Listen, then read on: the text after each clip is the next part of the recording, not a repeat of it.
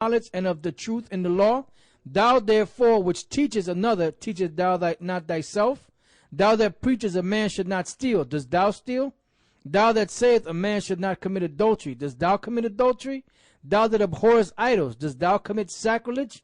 Thou that makest thy boast of the law, through breaking the law, dishonorest thou the Most High? Yeah, so you can't tell somebody to keep the law and then turn around and break the law. All right, go ahead. For the name of the Most High is blasphemed among the Gentiles through you, as it is written. For circumcision verily profiteth if thou keep the law. But if thou be a breaker of the law, thy circumcision is made uncircumcision. Therefore, if the uncircumcision keep the righteousness of the law, shall not his uncircumcision be counted for circumcision? And shall not uncircumcision, which is by nature, if it fulfill the law, judge thee who by the letter and circumcision does transgress the law? For he is not a Jew which is one outwardly, neither is that circumcision which is outward in the flesh, but he is a Jew which is one inwardly, and circumcision is that of the heart, in the spirit, and not in the letter, whose praise is not of men, but of the Most High. Right, because we're not, see what the scribes and the Pharisees did with the law was they were showing people and outward showing that they're keeping the law. That they were righteous, but they really wasn't righteous within there. They were wicked within their heart, man. Right. Going back to Matthew's 20, that whole chapter is good. Matthew's the 23rd chapter. All right. They looked clean on the outside, but they were like, what do they call it today? They call it mausoleums. All right. Today, inside is dead men's bones. Okay. All right. Now let's go from there to the book of Acts, the 15th chapter, the first verse, and we're going to read down to about the 19th verse. All right. Go ahead. Acts chapter 15, verse 1. And certain men which came down from Judea taught the brethren and said, except you be circumcised after the manner of Moses, you cannot be saved. When therefore Paul and Barnabas had no small dissension and disputation with them, they determined that Paul and Barnabas and certain other of them should go up to Jerusalem unto the apostles and elders about this question. And being brought on their way by the church, they passed through Phoenice and Samaria, declaring the conversion of the Gentiles. And they call it the convert. Now, if you understand about Cornelius, you would know that the Cornelius and them Gentiles are Israelites, not Edomites or Hamites or of any other nation. Go ahead. And they caused great joy unto all the brethren. And when they were come to Jerusalem, they were received of the church and of the apostles and elders, and they declared all things that the Most High had done with them. But there rose up certain of the sect of the Pharisees which believed, saying that it was needful to circumcise them and to command them to keep the law of Moses. And the apostles and elders came together to consider of this matter. And when they had been much disputing, Peter rose up and said unto them, Men and brethren, you know how that a good while ago the Most High made choice among us that the Gentiles, Israelite foreigners, by my mouth should hear the word of the gospel and believe. And the Most High, which knoweth the hearts, bear them witness, giving them the Holy Spirit, even as he did unto us, and put no difference between us and them, purifying their hearts by faith. Now therefore, why tempt ye the Most High to put a yoke upon the neck of the disciples, which neither our fathers nor we were able to bear? But we believe that through the grace of the Lord Yahushua we shall be saved, even as they. Then all the multitude kept silence and gave audience to Barnabas and Paul, declaring that what miracles and wonders the Most High had wrought among the Gentiles, Israelite foreigners, by them. And after they had held their peace, James answered, saying, Men and brethren, hearken unto me. Simeon had declared how that the Most High the first did visit the Gentiles to take out of them a people. That was Peter. For his name, and to disagree the words of the prophets, as it is written. A people for his name is what? To give them their name back. Israel, that they're Israelites. Go ahead. And to disagree the words of the prophets, as it is written. After this I will return and will build again the tabernacle of David, which is fallen down, and I will build again the ruins thereof, and I will set it up, and that the residue of men might seek after the Lord, and all the Gentiles upon whom my name is called, saith the Lord, who doeth all these things. Known unto the Most High are all his works from the beginning of the world. Verse 19. Wherefore my sentence is that we trouble not them which from among the Gentiles are turned to the Most High. But that we write unto them that they abstain from pollutions of idols. Right.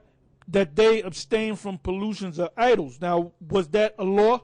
What is abstain from the pollution of idols? That's Exodus 20:3.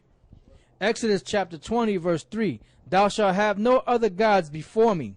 Thou shalt not make unto thee any graven image or any likeness of anything that is in the heaven above, or that is in the earth beneath, or that is in the waters under the earth.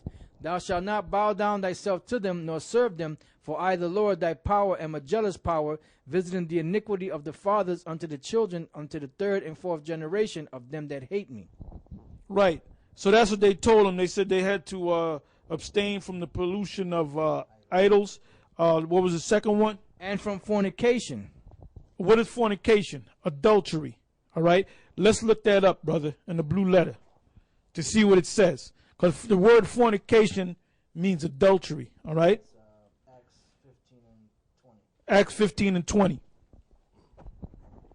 All right. The Greek word there is porneia, which means illicit sexual intercourse, adultery, fornication, homosexuality.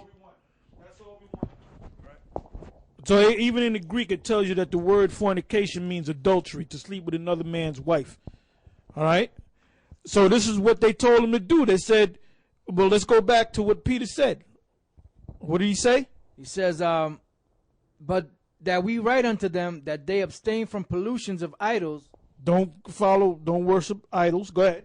And from fornication. Do not be an adulterer, which is of the law. So the law was not done away with, all right?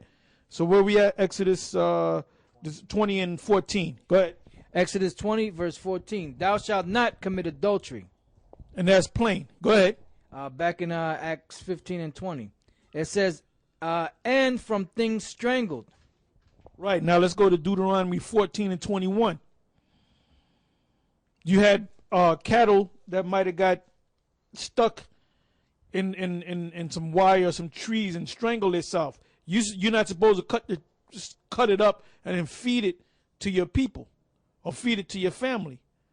When you eat that particular cattle, whatever it should be, you would kill that cattle yourself and then you would prepare the cattle. But if the cattle were found dead, you ain't supposed to touch that. That's part of the law. So that's what Peter told them, with the Israelite foreigners, what they were supposed to do or not do. Go ahead. This is Deuteronomy 14 and 21. You shall not eat of anything that dieth of itself. Thou shalt give it unto the stranger that is in thy gates. The strangers in that case is talking about the other nations. Yeah, give it to them other nations because they're beneath you. Go ahead. It says that is in thy gates, that he may eat it, or thou mayest sell it unto an alien. For thou art an holy people unto the Lord thy power. Thou shalt not seethe a kid in his mother's milk. Now let's go back to Acts the 15th chapter. Go ahead. It says, and from blood. Right, and from blood. That's another law. Leviticus 19:26. Leviticus chapter 19, verse 26. You shall not eat anything with blood, with the blood. And that's plain and straight to the point. Now you got them Edomites, they like what's called steak tartare, where it's raw meat, you know, or when they order their steak or their burgers, how they order it. You never see them order it well done. Now you might see a couple of so-called white people doing that, but guess what? They're most likely Jakes, man. They order it rare, medium rare. And going back to what we read in Corinthians, was it Corinthians that we read? It wasn't Corinthians. I'm sorry, Romans. It was in Romans 2 where it says that the Gentiles being a law unto themselves. Now, Jake that don't know that they're Israelites, they might call themselves being into Africanism or whatever the hell they're into, child of the universe. When they go and order something, they're going to order something well done. All right? Go ahead. It's back in Acts 15 and 20. But that we write unto them that they abstain from pollutions of idols and from fornication and from things strangled and from blood. For Moses of old time hath in every city them that preach him, being read in the synagogues every Sabbath day. Okay, so that's it on that. Now let's go from there to the book of 1 Corinthians, the 5th chapter and the 1st verse. 1 Corinthians 5 and 1. 1 Corinthians chapter 5. Then we're going to jump down to 6. Okay. 1 Corinthians chapter 5 verse 1.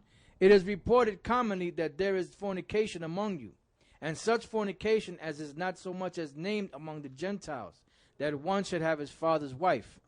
Right. Now, this is when Paul was speaking up there in the church of Corinth, which is up there in Asia Minor. So you had Israelites that knew that there were Israelites living up in Europe, Asia Minor. You had Israelites that were in a Gentile state of mind that came into the truth. So that was one of the things that was not supposed to do, lay with another man's wife, which is why, because it's in the law. All right.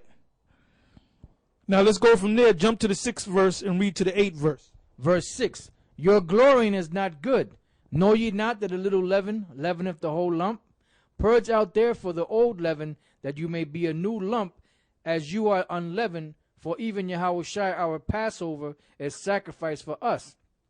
Therefore let us keep the feast, not with old leaven, neither with the leaven of... Now this was after the Lord had died and rose.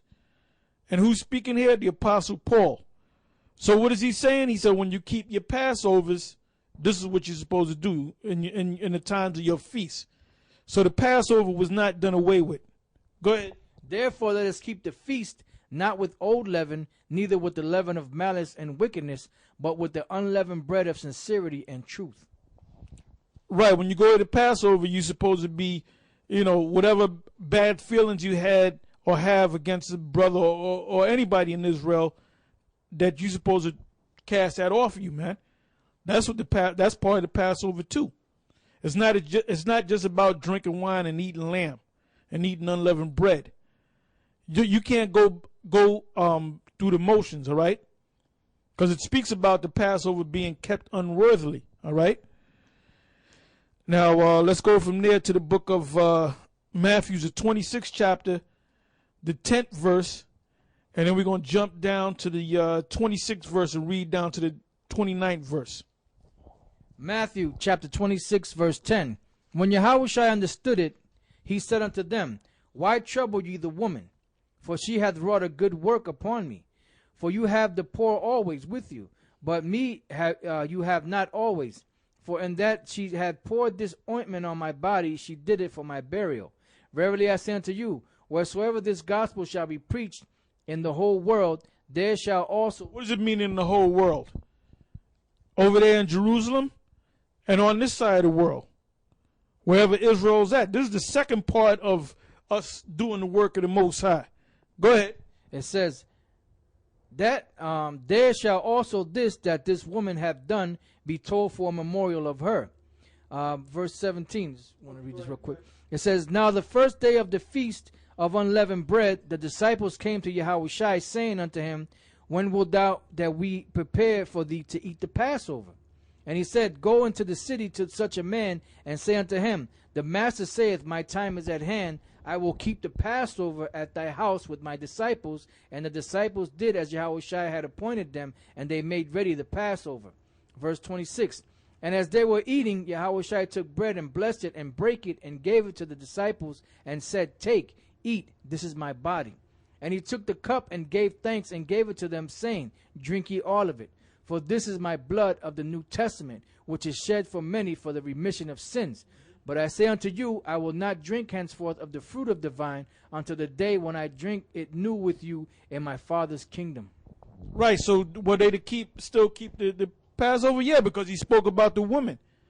He said, wherever you are in the world, you are to speak of this woman. When? During the time of the Passover, because he said it when he was having the Passover. Now let's go from there to the book of Acts, the 1st chapter, the 6th verse to the 8th verse. To show you that after the Lord had risen, they were still keeping the Passover. And they were keeping the Feast of Weeks, which is the Pentecost. Because the Lord told them, you're going to get the spiritual power during the time of the Feast of the Weeks. Go ahead. It says, Acts 1 and 6. When they therefore were come together, they asked of him, saying, Lord, wilt thou at this time restore again the kingdom to Israel?